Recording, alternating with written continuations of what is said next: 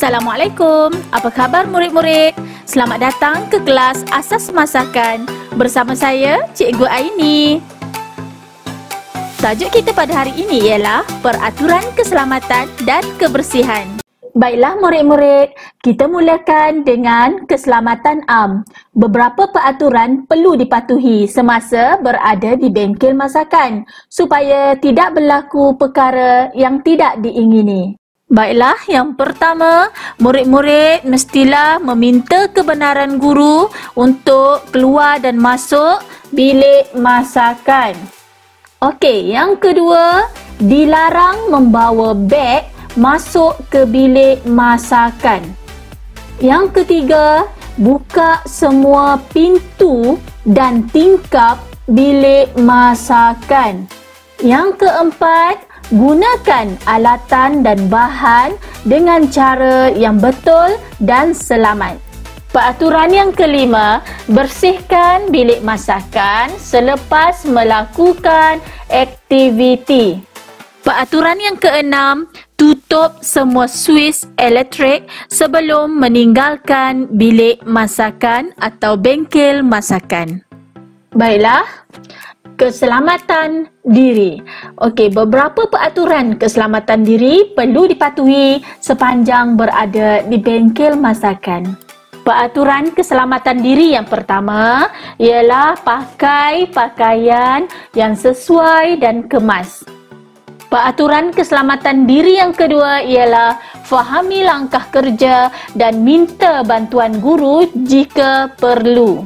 Peraturan keselamatan diri yang ketiga ialah jangan bermain atau bergurau semasa berada di bilik masakan. Yang keempat, laporkan kemalangan yang berlaku kepada guru dengan segera. Yang kelima, basuh tangan selepas melakukan aktiviti.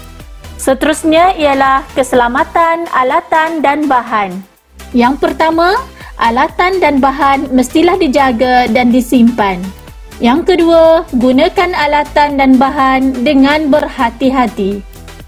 Yang ketiga, bersihkan alatan yang telah digunakan dan disimpan di tempatnya semula.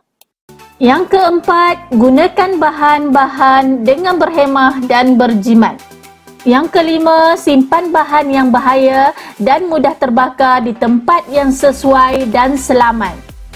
Dan yang keenam, laporkan sebarang kerosakan atau kehilangan alatan kepada guru. Okey murid-murid, murid-murid tahu tak ni gambar apa? Pandai! Ini adalah alat pemadam api atau alat pemadam kebakaran. Okey murid-murid, jom kita tengok cara menggunakan alat pemadam api dengan betul. Okey, yang pertama, tarik kunci picu. Okey, yang kedua, hala hos ke atas punca api. Yang ketiga, tekan pemegang. Dan yang keempat, sembuh pada api kiri dan kanan. Seterusnya ialah kebersihan diri. Amalan kebersihan diri di ruang kerja dan semasa menyediakan makanan adalah sangat penting agar makanan kita tidak tercemar. Yang pertama, pakai penutup kepala yang bersih. Yang kedua, pakai pakaian yang bersih. Yang ketiga, pakai apron yang bersih dan labuhnya paras lutut. Yang keempat, pakai kasut yang bertutup. Yang kelima, pastikan tangan sentiasa bersih dan berkuku pendek. Seterusnya, kebersihan alatan memasak. Susun alatan yang telah digunakan berhampiran sinki. Cuci alatan yang telah digunakan. Lap atau keringkan alatan yang telah dicuci tadi. Bersihkan sinki. Bersihkan dapur selepas memasak. Alatan kebersihan di bilik masakan. Siapa kenal ni gambar apa? Ya, ni gambar pencuci pinggan mangkuk. Okey, yang ni pula gambar apa? Betul, pencuci lantai. Alatan kebersihan yang seterusnya ialah pembasmi kuman.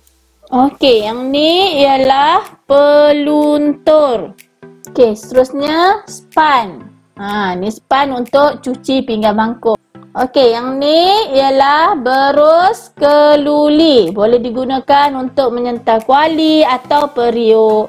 Okey, seterusnya penyapu. Okey, alatan kebersihan yang seterusnya ialah penadah sampah ataupun penyodok. Okey, yang ni baldi.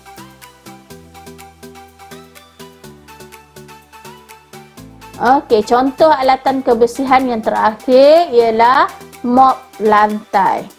Baiklah murid-murid, setakat ini sahaja pelajaran kita untuk hari ini. Sehingga berjumpa lagi. Assalamualaikum.